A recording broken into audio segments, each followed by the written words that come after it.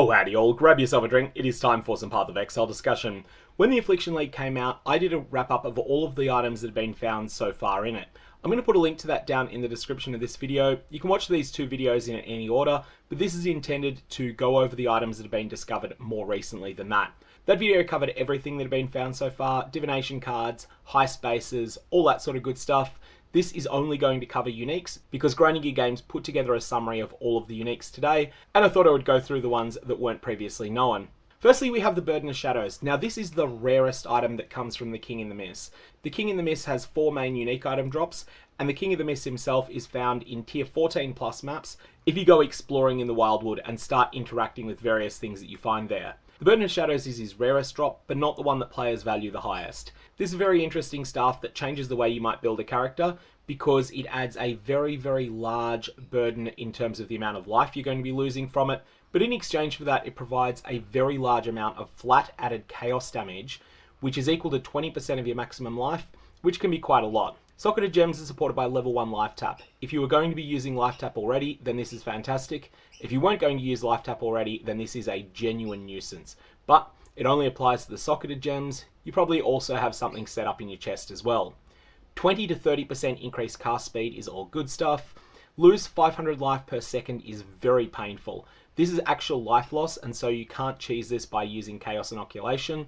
You're going to need to have 500 or more recovery every second in order to be able to use this item. Finally, Spell Steal added chaos damage equal to 15 to 20% of your maximum life. If you're using this stuff, you probably want a perfect roll here, and it's not staggeringly expensive to get a perfect roll. Now let's say you're using this on a character with 7,000 hit points. In that context, this is adding 1400 flat chaos damage to your spells. For a bit of a comparison, if you were using Wave of Conviction, which has a 330% damage effectiveness, so this 1400 chaos damage becomes 4620 damage, this is roughly equal to the amount of damage needed to take level 20 Wave of Conviction up to doing damage equal to level 30 Wave of Conviction. But it doesn't really stack all that well with other sources of added gem levels. In short, you probably want to use this alongside an amulet that multiplies your damage through the use of Critical Strike Multiplier and similar stats, rather than something that further ramps up the number of gem levels.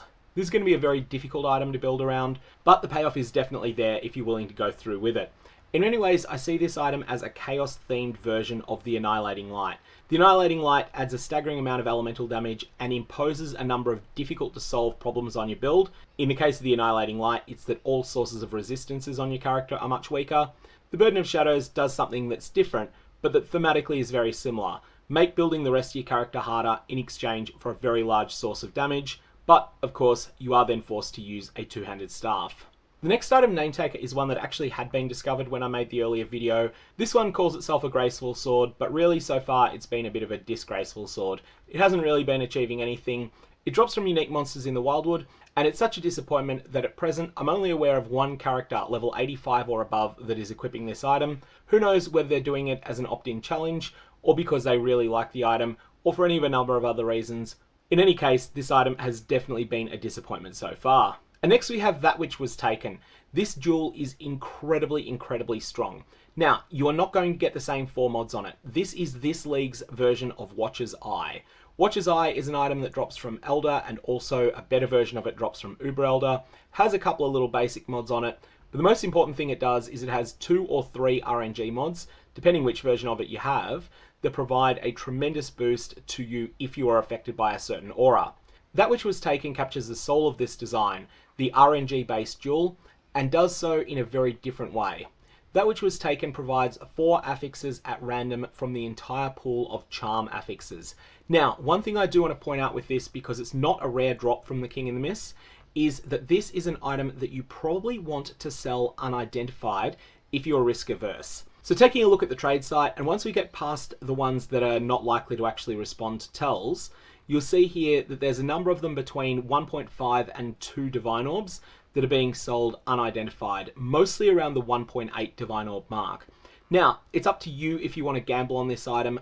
Applying a Wisdom Scroll to it is a big gamble because you are throwing away that sure 1.8 to 2 Divines that you would get from selling it unidentified, but in exchange for that, you could get a true monster of a jewel, like this one that has 10% mana reservation efficiency and also has a bunch of other good stats on it. So, keep that in mind if you're going to identify this. It does drop again from the King in the Mist, and it's one of his more common drops. Additionally, we've ascertained that Pragmatism and also the Untouched Soul, both of these items drop from the King in the Mist. Both of them are much more common than the Burden of Shadows. Both of them are considerably rarer than that which was taken. So in short, the King in the Mist is very worth doing. His most common drop is one of the more valuable items around. In terms of other things that weren't discussed in the previous video, Replica Powerlessness, Replica Pacifism, and Replica Fragility were very briefly mentioned. These are what they all look like.